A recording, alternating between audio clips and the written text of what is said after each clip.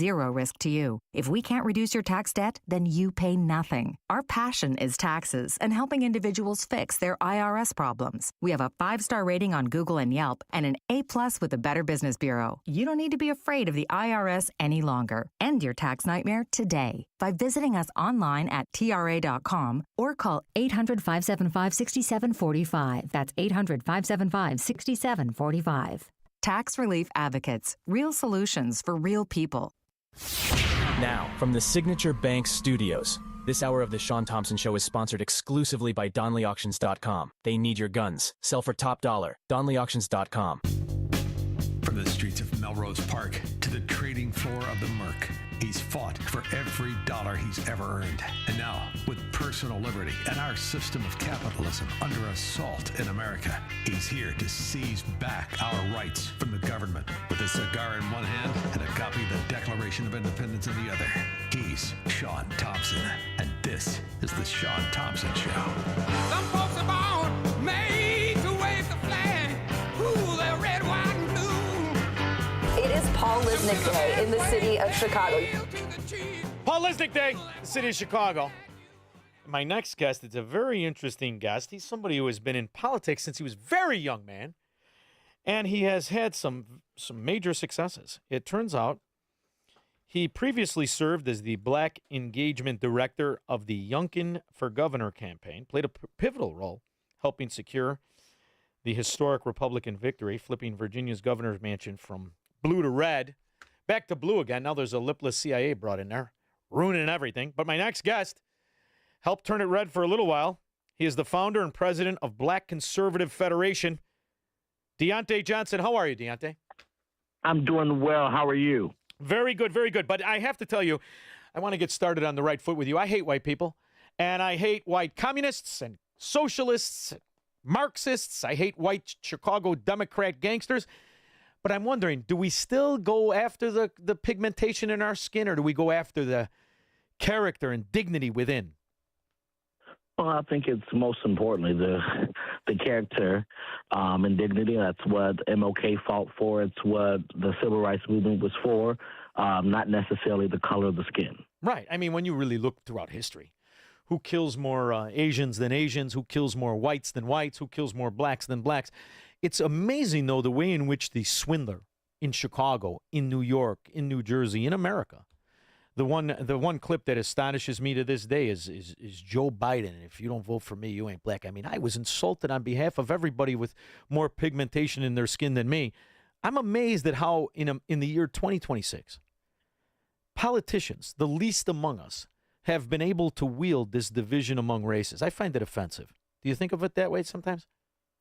Absolutely, but that worked. He told them, and they listened, and that is what we have all around the country when it comes to the voting trend amongst Black Americans. It's also fascinating how in America, aside from the first female millionaire who was a black woman named Pleasant, I think it was 12 years after the end of slavery. She was a millionaire back in 1875, which was, that's when $1 million was really $1 million. If you took black Americans and you talked of them as a country, they would be the 4th richest country on the planet. Why are so many Americans who are not white, who are black, why do they feel so ashamed that they would move along with somebody who is telling them they're part of a collective when they're so successful in this country? Well, I mean, we have to look first. In the early 60s, the black wealth in America was at 1%, and today it's at 4%. And so there's a lot of uncertainty in between on how do we uplift the black community? How do we push for the flourishing? And one of the things is I tell Republicans as a Republican is that as Republicans we have to focus on the messaging. It's not the message; it's the messenger, but it's also how we're crafting it, and we have to make being a Republican sexy again. And I think once we do that, we'll bring a lot more people over to the side. Well, we're going to have to get rid of Mitch McConnell and some of these other hags that we have hanging around, don't you think? I mean, my word, when you talk about Republicans and sexy, you've got some dead weight in the Republican Party. Well, slowly but surely, we're draining the swamp. Yeah, well, I hope so. And you know what else is fascinating? When you travel, right? So many people do not travel. And if they do travel, they travel the easy way. They get on a plane and they arrive in their destination. But when you travel the country and when you see outside of the Chicagoland area, you see the different character of people of all colors. And you see a different agenda of their own happiness, their own complacency and disenfranchisement, and you see the difference of what standards are. I think being in these urban areas the way we are, sometimes you get tainted and you're more easily swayed into the debate of race. And I say this to you because if you travel, the friendliest people are of all races when you start to go south and you see the different standards and the different acceptability and character and dignity. So it might be a little bit of a very, very specific. It's really the Democrat urban areas of which politicians of all colors have cheated the people the most, and they keep the people on the dependency leash.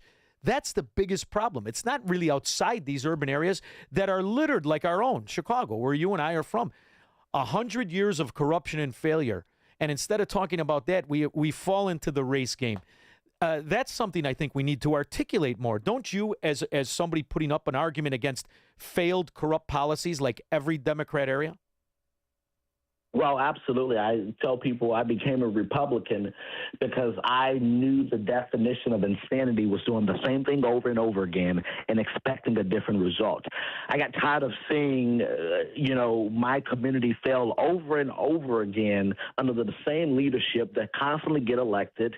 Nothing new is happening. I got tired of seeing people grow up from generation to generation in poverty. I got tired of seeing generational welfare recipients. I got tired of seeing, businesses leave my community. I got tired of seeing all of that. And because I was tired of it, I said, I have to vote Republican. I have to be a Republican because we're not seeing that in Republican states. That's why people in Chicago go drive over to Indiana to get gas and grocery shop and do everything else, because they know that Republican and conservative values is the way to govern. You know what's sad, too, is the acceptability. This is the problem with the human character, right? You can adapt and accept a lower standard of living more than you can demand a higher standard. And when you look at our very own Chicago, and you look at the way in which it's devolved, and you look at the statistics of the weekend shootings, of the homelessness, of the robberies, of the chaos, this is something, if we can't make this argument now and understand who the enemy is, this political party that keeps telling you, shut up, you're doing great, and we're going to keep the party going, we can't win the argument. We have the most evidence we've ever had of failures of systems, of breakdowns of promises, and the results of allowing these Democrats to govern. And this is the time that we have to win this argument, because you can't let it get much worse in these areas, can you? No, I say all the time, failed policies and broken promises is the key to the Democratic Party. You never hear the Democratic Party say what they're going to actually do for America. They never say what they're going to do for our counties and cities and states. But what we do here is everything that Donald Trump is not doing and everything that Donald Trump is. And, I cannot wait to 2028 to hear what the argument is, because Trump is can no longer be their scapegoat. You know what else is fascinating? I'm curious to know how you see this, because you've lived in this arena since you were 19, right? Isn't it when you first started getting involved in politics? Actually, a little bit earlier than that. I ran at 19 years old, but I've been in politics since 8th grade. So it's fascinating. It really is. That's really something that's fascinating. I'm curious to know how you see if we agree on something. I believe, I did not like Donald Trump for a long time, and I'll tell you why. In Chicago, he didn't just give money to Democrats like Rahm Emanuel. He hired the lawyer Ed Burke. And, I'm older than you. But one thing about Ed Burke, everybody always knew, he was never a Democrat. He was never a politician. He was a gangster. Ed Burke's a gangster with Mike Madigan and the rest of it. So that always fried me. But I would watch, and you're in New York, he was very affiliated with the Democrats. And I understand developer. I get that. And when Jesse Jackson ran, it was Donald Trump that gave him the campaign headquarters in New York and in Chicago. He gave him money. You know, so I was very skeptical of Donald Trump because I don't like corporatism. I like capitalism. So Donald Trump earned my affection for him, and I have great affection for him. I really do. And he earned it because I see what he is doing, in my opinion, being the first president since the inception of the country to take two former presidential candidates from the Democrat Party and put them in charge of departments, of whole departments. Nobody's done that. I really view him as a third party. And when you look at what he says, right, in this hybrid austerity that he has with economics and this different America First policy, he's not a conservative by the definition. And the beauty of him is he's not like the Bush family, which I couldn't stand, and the rest of it. So there is something where I believe he may very well be the first third-party candidate to win the presidency. Do you ever think of it in that way? Well, now that you say that, I remember thinking before President Trump ran in 2016, I kept saying, you know, we need an independent. We need someone who's going to call both sides out. Now, didn't know that person was going to become a Republican, but I will tell you this, that's what President Trump does. He calls out the Republicans and goes against the Republican establishment, but he also calls out the Democratic Party just as much. And he is truly a man of the people. He is truly the people's president. Yeah. He's not the Republican president. He's not the Democratic president. He is the people's president. He doesn't care about party. He cares about America being winning again. He cares about America being prosperous again. He cares about America being safer again. He being truly wealthy again. That is the policy that President Trump focused on. It's not Democrat, Republican. It's America winning again. Exactly. I think after these midterms, and Diante, you've been in this world your whole life, really, since you're a young man. It's it's always about the purity of your message, right? The one thing I'll say about Barack Obama, who I loathe, fraud from soup to nuts, especially when, you know, I love presidents with aliases. We only get them from the Democrat side. But the one thing I will say about him, even though he was wrong, he believed in what he was saying. When you look back at presidents up until Trump, they were clearly full of garbage. My whole life. The Bushes, they didn't believe a word that came out of their mouth. When you look at Mitt Romney, what a perfect way to lose than Mitt Romney or John McCain. So it's the messaging and the intention and integrity given behind it by the person saying it. Donald Trump is the exact right person to say, you know what we're going to do?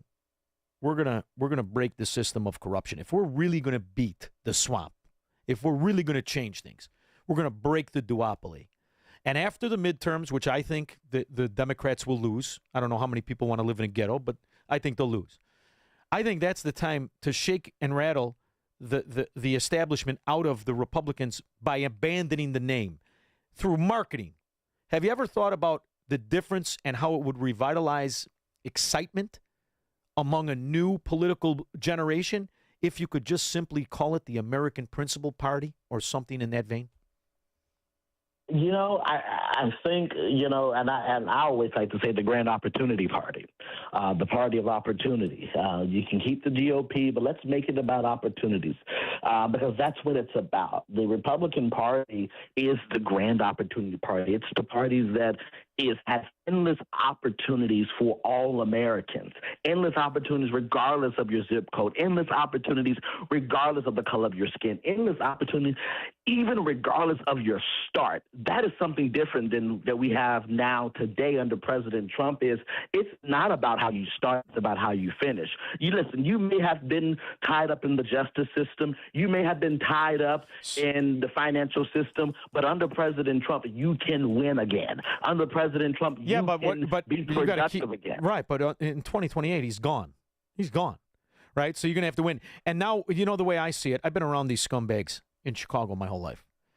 And the scumbags are really, they're you know, the Democrats are gangsters. The sidecar to cooperation, the unindicted co-conspirator, are the establishment Illinois Republicans. I don't know if you remember these scoundrels like Denny Hassert, like all of these frauds and these never-Trumpers, Adam Kinzinger, the Joe Walsh. These are lying, cheating frauds. Absolutely. You know, so they're lying quietly, right? You're in Washington. Are you in Washington or Virginia now? I'm in Washington D.C. area. So you've got the Lincoln Project Republicans with that what's his name, Conway, who makes Wayne Newton look like John Wayne. You've got him and those other pedophile, scandal-ridden Lincoln Republicans, Lincoln Project Republicans. They're in lying in wait. So when Trump can't run anymore, and it's me and you, and we're trying to figure out who's going to be the guy, I don't want to be affiliated with them. See, maybe that's my problem. Well, I don't like this is the parties thing. because I don't want to be in that party with them.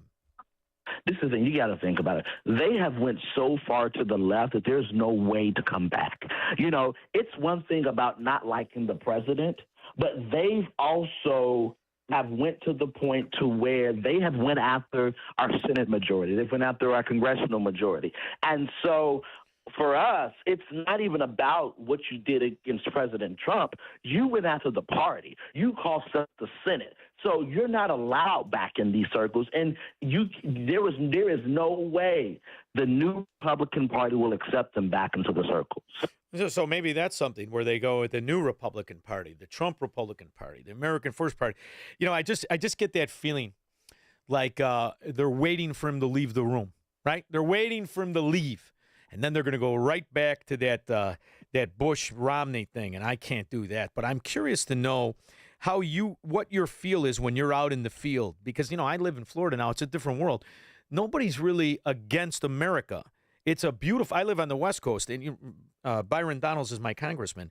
And nobody hates America, from the guy who's working at the gas station to the guy who's delivering the gas to the guy in the Bentley who's buying the gas. Everybody's on the same page. It's really wonderful. And I'm wondering how you see the future, if it's going to be those 11 states that make up 70% of the economy, the thriving aspects of America that take the lead, or if it's going to be these depressed, Marxist, mafia-cultivated states like the one we're from, Illinois. You know, I think that it only gets better. I think that President Trump laid the groundwork, and, you know, and there's going to be individuals and rock stars like Congressman Byron Donalds, who will be the governor in Florida. It's going to be individuals like J.D. Vance and Marco Rubio, who is going to take the mantle. President Trump You mentioned a lot of Florida guys. A lot of Florida guys. Maybe we should just build the wall, Florida, Georgia, and we become our own country, buy you back. That's probably best.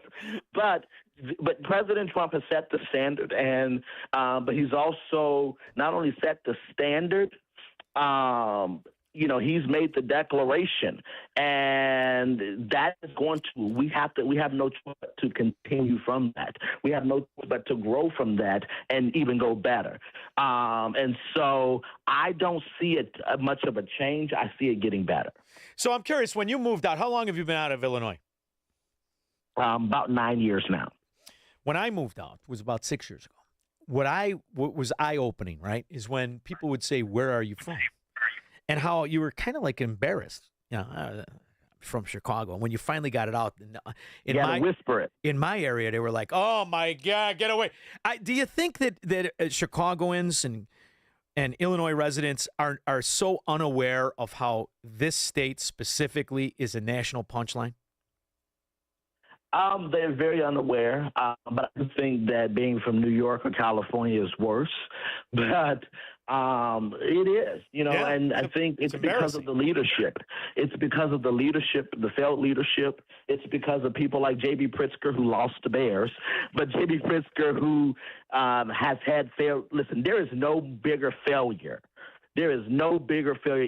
Listen, we used to say that going to jail was a failure for governors in Illinois, but losing the Bears is actually worse than going to jail as a failure in Illinois, because you don't come back from that. You're known for losing the Bears to Indiana. Well, the other thing, too, Diante, he's bragging that he balances the budget when this is a completely subsidized welfare state. When you look across the board, the destruction to the economy, the closed businesses. I don't know when the last time you were in Chicago was, but they officially changed Magnificent Mile to Tragic Mile. It's sickening. Office buildings in Chicago are selling at 80% losses, 74% losses. And to think outside of this nook of accepting the mafia, he would even stand a chance as president. I mean, I have to believe when people you're around in the political world heard he was going to run for president, they started laughing. Even though he's on an Ozempic drip, he's still preposterous, isn't he? Yeah, and I think he's going to have some issues internally and within his own party. I don't think they're going to let him buy it. I think that the Democrats have talked so much about having rich presidents and billionaire presidents. I don't think he will make it through. And if he does make it through, we'll call out the hypocrisy of the left. And if his mother didn't know who to give a lap dance to, he'd be asking you if you want insurance next time you go through O'Hare on your rent-a-car.